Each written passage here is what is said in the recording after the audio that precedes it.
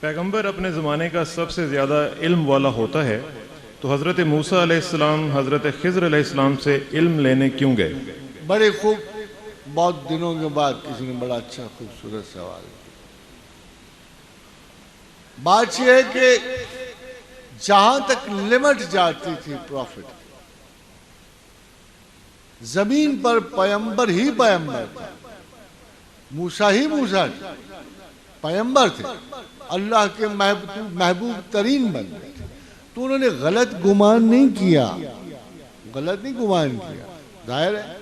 یا تو کوئی مفروضہ پیغمبر ہوتے نا، وہ تو ڈکلیئرڈ پروفٹ تھے اور ساری دنیا سے اس وقت معزز ترین شخص، اللہ نے ان کو تختیاں عطا کی تھی اپنے ہاتھ کی لکھی ہوئی، تو کیسے ہو سکتا ہے کہ حضرت موسیٰ نے کوئی تکبرات سے نہیں کہا کہ اللہ میں ہی سب سے پڑھا لکھا ہو سکتا ہوں،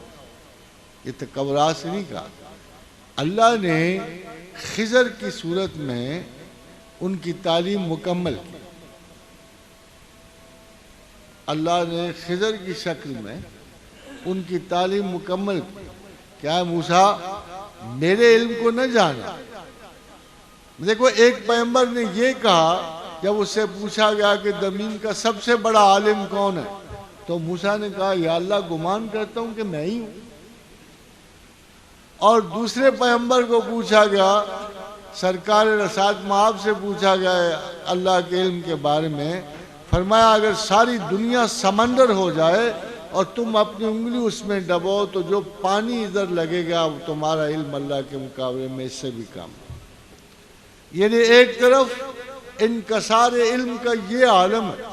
دوسری طرف موسیٰ علیہ السلام نے حقائق پر نظر رکھتے ہوئے کہا کہ شاید میں ہی بڑا عالم ہوں، میں ہی پیغمبر ہوں،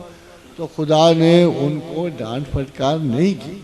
کہا کہ موسیٰ میرا علم بہت بڑا ہے اور میں تجھے ایک اور ڈائمنشن علم کی سکھانا چاہتا ہوں جس کا تجھے پہلے علم نہیں ہے۔ اور اگر اس آیت کو پڑھیں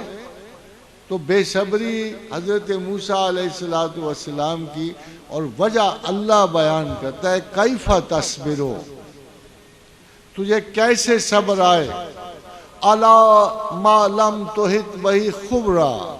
تجھے علم جو نہیں۔ تو جب حضرت خضر ہو کے پلٹ گئے تو آپ کا کیا خیال ہے پیغمبر کے علم میں وہ دوسری ڈائمنشن بھی نہیں آئی؟ جب خضر چلے گئے واقعہ ختم ہوا تو وہ جو دوسری ڈائمنشن تھی علم کی وہ بھی حضرت موسیٰ کے علم میں آ گئی، اور اب خضر یہ نہیں کہہ سکتے تھے کہ میں زیادہ جانتا ہوں اسے۔ واقعتاً اللہ نے موسیٰ کے دعوے کو مکمل کیا واقعہ خضر سے۔ یہ قرآن ہمیں بتا رہا ہے کہ اگر کوئی چیز نہیں بھی آتی تھی اللہ کے نزدیک موسیٰ کو، تو حضرت موسیٰ نے خضر کے واقعے سے وہ علم بھی حضرت موسیٰ کو عطا فرمایا، اور یقیناً وہ اس وقت سب سے بڑے عالم تھے۔